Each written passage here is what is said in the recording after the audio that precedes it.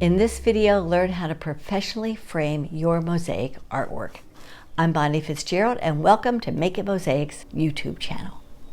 Floating frames are available in wood or metal and come in both standard and custom sizes. The artwork floats inside the frame. Recommended vendors are given in the video description.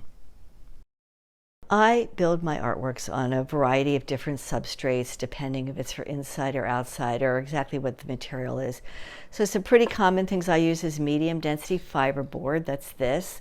I can just have this cut down at Lowe's or Home Depot. I can also buy sheets from Mosaic vendors. This is a project panel.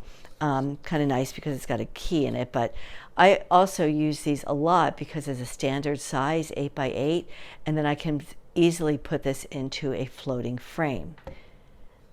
I often build my mosaics on lightweight substrates, and the core is a polystyrene. So these are awesome because they're very lightweight. I don't have to worry about additional weight in my mosaic. But I can't just screw into these surfaces. The screw won't stay because of the polystyrene. So I'm going to show you a trick for building the mosaic on a lightweight substrate and yet being able to frame it in a floating frame, in a floating wood or metal frame. So this artwork is really special to me for a bunch of reasons. It's based on a photograph of me. And because it's dimensional, I really like that I had the option to get a really wide floating frame. This is substantial, right? But the artwork is sitting in there. The artwork was, on purpose, I never painted the back out because I wanted to be able to show people. So with shims that I cut, glued on, that raised the artwork enough, I was really able to control exactly how much of the artwork was recessed. And you see it's floating, hence the name floating frame, within the frame. This was a custom ordered frame from AmericanFrame.com. This is also a really lovely wooden floating frame. This is a standard size. It's 8 by 8, so I was able to order this from Dick Blick Art Supply. They have a really nice selection.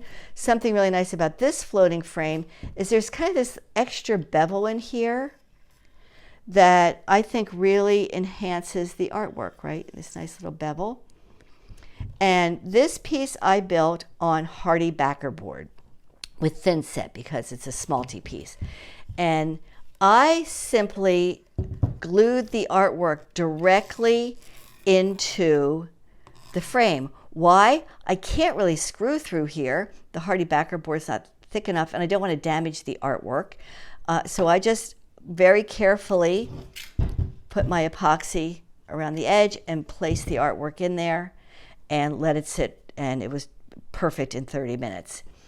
I also then chose, and I often do this, to paint out the back. I just painted it black, it's the same color as the frame, and then I signed the back of the artwork in this case. So that's a nice alternative. This piece is framed with a metal frame. And the metal frames often come that you have to do some minor assembly. It's not a big deal. It's just with a screwdriver. And this piece I made a really long time ago, but this was a nice metal frame. I didn't shim this up. There was no need to because this is not very thick. But it too has that nice kind of beveled empty area here so that I can really enhance the artwork. We've really finished off the artwork in a very professional way. This is another example of a really nice floating frame. It's deep, it's wood, it came assembled. The piece fits more tightly than some of the other samples I've shown you. What is really nice though is that there's a nice curvature to the frame, which really changes the experience of the artwork when we look at how it's framed out. So it's very delicate, yet it's really substantial.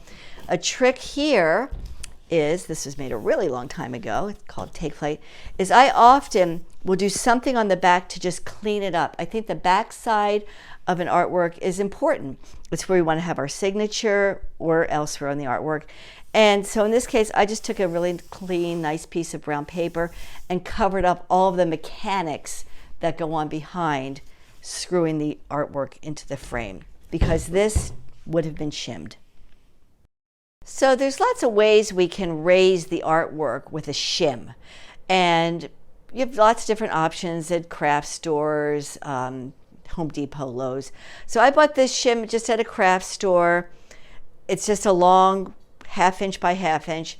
And then cut it into some pieces that I knew would fit on the back of my artwork, right? Because I need this to fit on the back of my artwork so that I can screw into this and attach my frame. I am going to adhere my shims onto the back of my artwork using a 2-part epoxy. And be clear, this stuff is nasty. You want to work in a well-ventilated place, and you want to be super careful you don't get it on the artwork where you don't want it. But it's forever. So how we mix this is, I'm just going to use this little piece of cardboard. I have one that's already open. Of course, getting the lid off. And now you see when I squirt it out, it's 2 parts, right? A trick is to pull the plunger back, and then you can get the lid back on. Okay, we're just going to set that down. And now I mix this up. And this is pretty fast setting, so this is no time to dilly-dally. So what I'm going to do is actually glue the shim to the artwork. Why? Because I have a hole here already pre-drilled in the frame, and I want to be able to hit that hole. And a little longer shim is going to build some integrity to the into the artwork. So I'm just putting that on, and I'm coming in just a little bit from the edge because I don't want to see this.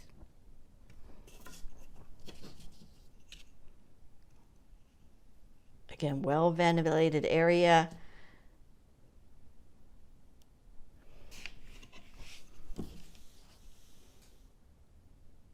And eventually I'll paint these out so you'll never even see them. You have to watch. Sometimes an adhesive like this, because it's so thin, will actually float a little, but we're gonna just keep checking. And we're just gonna take a 5-minute break, and it'll be all ready to screw into our frame. So I often am building on a polystyrene substrate, which I cannot screw into, yet I still might want to use a floating frame in some way. And so it's the same drill. I will take epoxy and I will just glue these shims right onto the wetty board, knowing that I can attach this to the inside of a floating frame. The screw is in the center. This is a standard size. It's 8 by 8. So I know I can buy a frame for this in any number of colors and wood styles from Dick Blick. So I'm just going to glue these on. This really won't interfere with my making the artwork at all, right? Because this is the back side.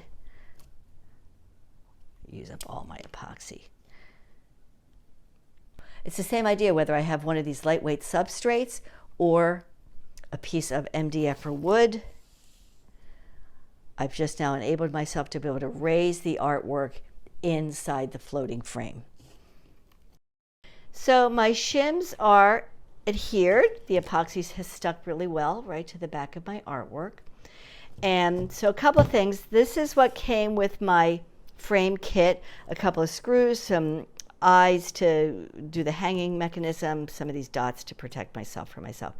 Whenever you're going to screw anything into an artwork, always make sure that your screw that you're using is a good length, that it's not too long that I accidentally damage my artwork. So I definitely want to go through my frame and I want to go through my wood. I don't really need to worry about too much further. I definitely don't want a screw that's going to mess up my artwork. Okay, so now I have my artwork that I can set into my frame.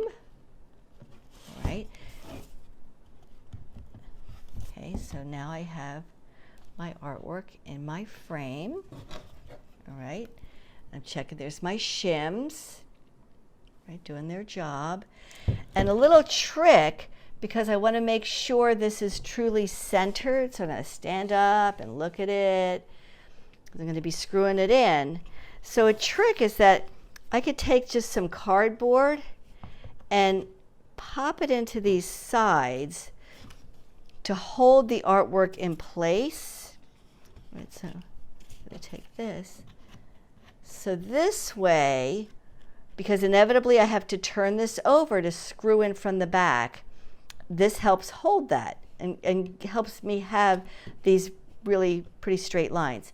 Now I could, at this point, if I wanted to, just drop a little epoxy inside the frame and glue the artwork into the frame.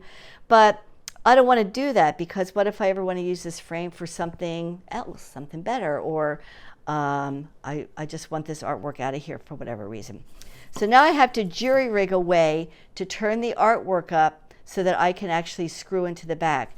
So a little trick with something small like this is I'm building myself a little table with some yogurt containers, right? And so you can see the yogurt containers are making, this is pretty sturdy. And now I can go with my screws into the back of my frame. Okay, I have my appropriate screwdriver, a hammer, an awl. Why do I have an awl? Because I like to do a little pilot hole into my shim. Just a little pilot hole. Why? It catches the screw better. So I got my screw. I'm going to put my screw in here. And I could for sure use a drill. I could do all of that, but many of us don't have access to those things, so I'm just going to screw this in the good old-fashioned way.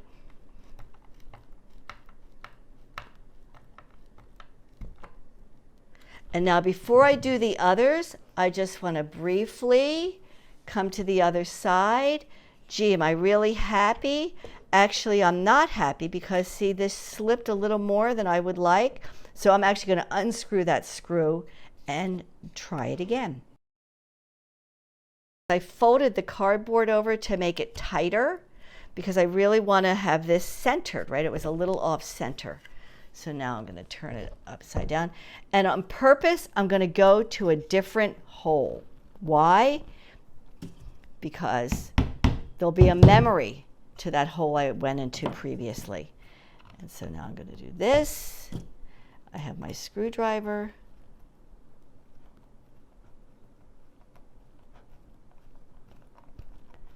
And this way, I can recheck. All right, let's see how we did. Much better, right? I can see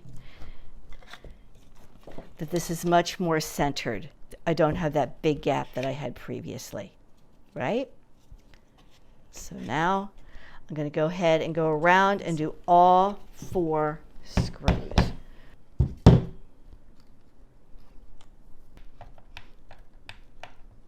I'm going to check again that I'm happy with my spacing, but I think so. Yeah, pretty good. And now I'm going to put my final hanging device on. Now, the kit came with this, but I don't like these because I'd have to screw here and it's going to pop off the wall. So instead, I'm going to use D-rings and a wire. So of course I want to triple check my top, right? It's going to hang like this. So this is my top. And I'm going to go ahead and, measure down some amount. I'm going to eyeball it, because the D-ring will straighten this out. Again, checking my D-ring screws are not too long. And I'm going to pop this in. I'm going to lay this so that, I want to lay it so that the wire has a little room there. So right about here, same idea. Give myself a little bit of a pilot hole. Oops. And then this can go in here.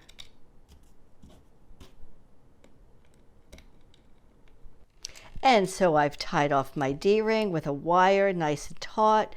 Had these little rubber knobs, little nibs that came with the kit. So I put those on. And look, we have a mighty fine, finished, fully framed, professional looking artwork. Big question always comes up, how should I sign my artwork? So often I'm just signing the back. And in this case, I had not signed this yet, but let's take a look at old Pablo. So this was built on Weddy board. So I painted that out black. I also painted my shims just so that we don't see anything. My framing kit came with these little knobs so that doesn't damage my wall. Put a D-ring on. And with a metallic Sharpie, I'm going to go ahead and sign this. And I put the title, Pablo, and it's by me.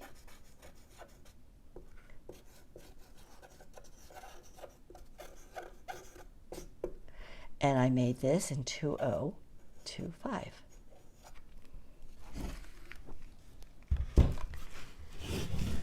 With these really thick frames, I also sometimes toy with the idea of putting my name here.